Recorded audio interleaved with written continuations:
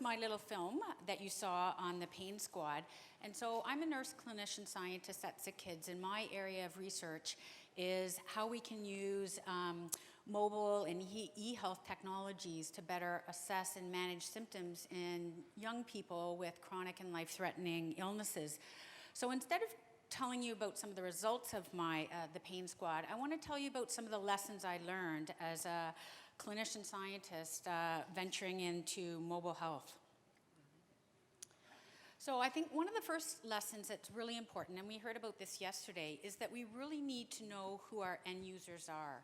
So in the case of the Pain Squad app, this was an app that was being developed for children 9 to 18 years of age with cancer, so males and females.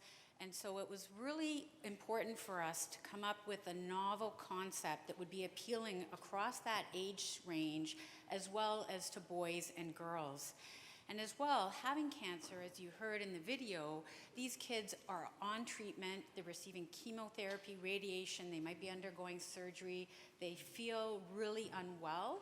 So we had to find a solution that would help motivate them to complete the diary twice a day over a 1 or 2 week period in order for us to have a better understanding of what the cancer experience was and then how to best treat that pain.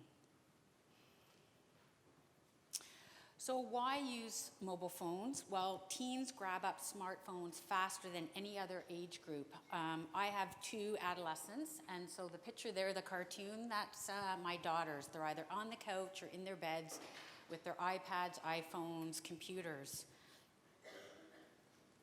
And again, another lesson that's really important is I think when we're developing mobile applications or other e-health applications, developers need to ensure that they collaborate with healthcare providers and vice versa. So this was a recent study that was done by Dr. Wallace in the United States, where she actually systematically reviewed 222 apps that were out there for pain, mainly tracking pain. But what she found was only about 1/3 of them, or 27%, actually involved a healthcare professional. So that's concerning that the majority of the apps that are out there, either providing tracking or providing advice to people with pain, didn't involve healthcare professionals. So also that's really important that I learned is that we really need to do these iterative development and evaluation cycles. So whenever I'm developing a new product, whether it's an app or an internet-based program, I always start with a needs assessment. So I do qualitative interviews, in this case with adolescents with cancer, their parents, and healthcare providers to inform the development of these apps. What do teens want in them? What will make them stick to filling out these surveys twice a day or however often you want them to do it? I do usability testing, so bring in kids. I do low fidelity, paper-based versions in this case to check out the theme of the police squad to make sure that that would be motivating for kids. We finished feasibility testing, so sending the diary home, making sure we're getting the data, make sure there's no technical issues. And then right now, we're conducting a study where we're evaluating the reliability and validity of this new tool because it may be used in clinical trials as an outcome, and so it's important to test their effectiveness.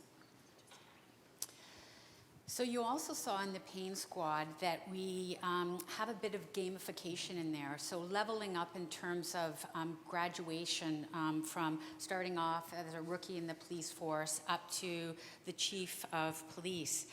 And I had developed previous diaries for kids, and in those studies we ended up sort of incentivizing them by paying them. And I wanted to get away from that and find something that would be internally motivating for kids.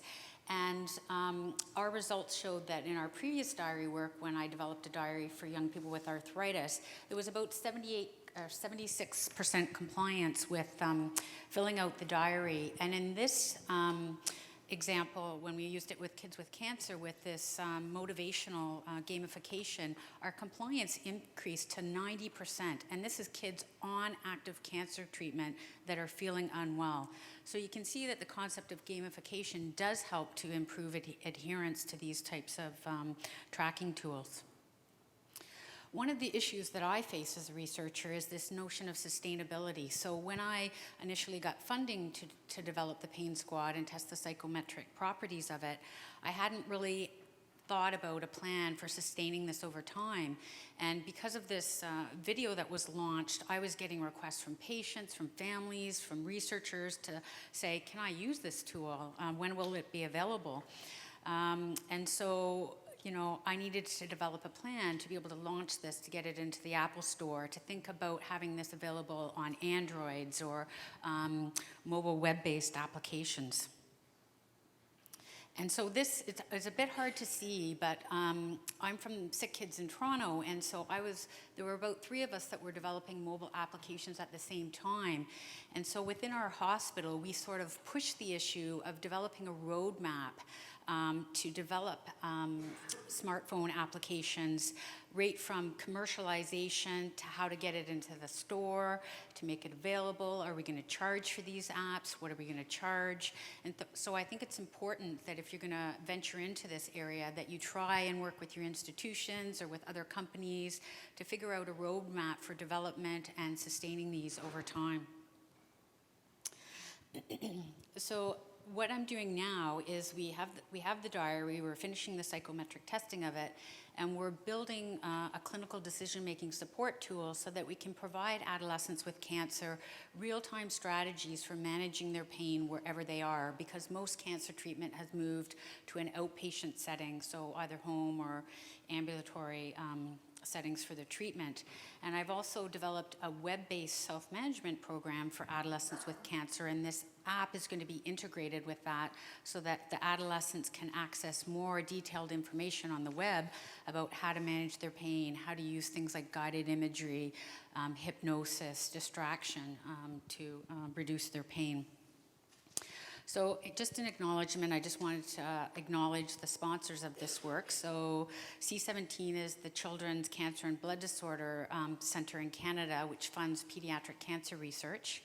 Kandari was the company that developed the app in kind and developed the Police Squad theme, and Fido provided the smartphones for this project, and Lindsay Jibb is my doctoral student who's actually developing the clinical decision-making support tool. So, thank you.